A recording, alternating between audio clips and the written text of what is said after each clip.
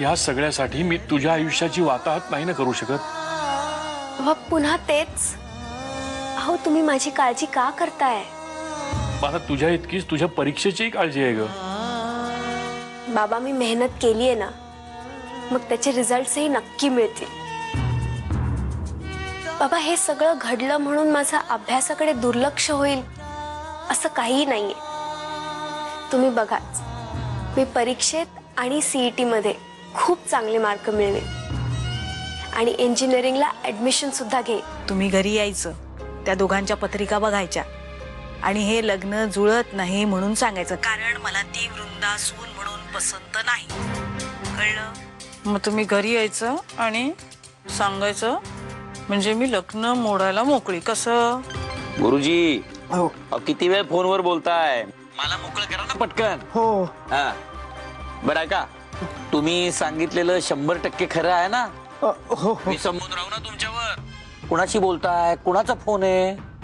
तुमच्या वहिनींचाच फोन आहे। वहिनी माझ्या म्हणजे चोरगे वहिनींचा। हो का? अहो द्या इकडे, द्या मग, द्या इकडे द्या। हॅलो चोरगे वहिनी, मी बोलतोय सदानंद। गंमत केली जरा। आणि ऐक ऐक, मी तुझं काम कमी केलेलं आहे।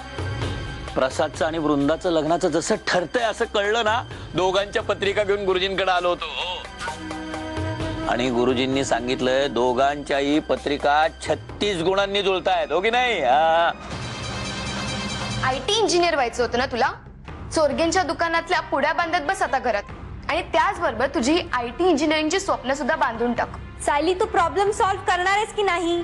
आम्हाला वाटलेलं की वृंदा किती हुशार आहे, गॉड गिफ्ट आहे तिची हुशारी, पण आता ते सगळं फुकट जाणार आहे तुझ्या एका डिसिजनमुळे। पण अजूनही वेळ गेली नाहीये, you can change your mind. बस सायली, हे बघ सायली, मी लग्न करायचं का, कधी करायचं, कोणाशी करायचं, हे सगळे माझे पर्सनल प्रश्न आहेत। ह्यात मला कोणाचाही इंटरफिअरन्स अजिबात चालणार नाही। की रामाने सीतेसाठी वनवास पत्करला होता, हो पण ह्या सीतेने या रामासाठी वनवास पत्करलेला। तुम्हाला चालेल महाभारतातल्या त्या सीतेसारखं वस्त्रहरण झालेलं माझं चालेल? तिचं वस्त्रहरण? अरे देवाने तुझा वरचा मधला रिकामा आहे का रे? सीतेचं वस्त्रहरण नव्हतं झालं, तिचं नुसतं हरण झालं होतं, आणि ते सुद्धा त्या रावणाने केलं होतं, 10 तोंडवाल्या। तरी पण काहीतरी झालं होतं ना? ओ तिने अग्नी परीक्षा दिली होती, हे तर खरं आहे, बरोबर ना? मग तुम्हाला असं वाटतं का की माझं वस्त्रहरण व्हावं? आणि अहो नाही, मला तुमच्याकडनं सासूबाई अशी अपेक्षा नव्हती की तुम्हाला माझ्याबद्दल असं काहीतरी।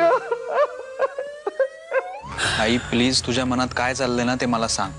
तू विचारतोच आहेस तर मी सांगते। ते हरी काका आणि देवकी काकू यांची खूप आठवण आली रे मला। कोण हरी काका? तू ओळखत नाहीस? आठवत नाही तुला? नाही। कसा ओळखशील? तुझ्या जन्माच्या बरंच आधी ते दोघे वारले। कशाने? त्या दोघांचं लग्न झालं आणि 3 महिन्यात देवकी काकू गेली। त्याच्या धक्क्यानी 3 आठवड्यात हार्ट अटॅकनी हरी काका गेले। त्या दोघांना संसार सुखच नाही मिळालं रे। हे बघ आई, तू शांत हो, रडू नकोस। आता त्यांची आठवण काढून रडून काही उपयोग आहे का? आजोबांनी जेव्हा गुरुजींना त्या दोघांच्या पत्रिका दाखल होत्या की नाही लग्न जमवताना, तेव्हा त्यांनी सांगितलं होतं राम सीतेचा जोडा आहे। सगळेजण कौतुक करत होते, आणि दोघांच्याही नशिबी राम सीतेसारखा वनवासच आला। आणि नेमकी तीच भविष्यवाणी गुरुजींनी तुझ्यासाठीही केली आहे।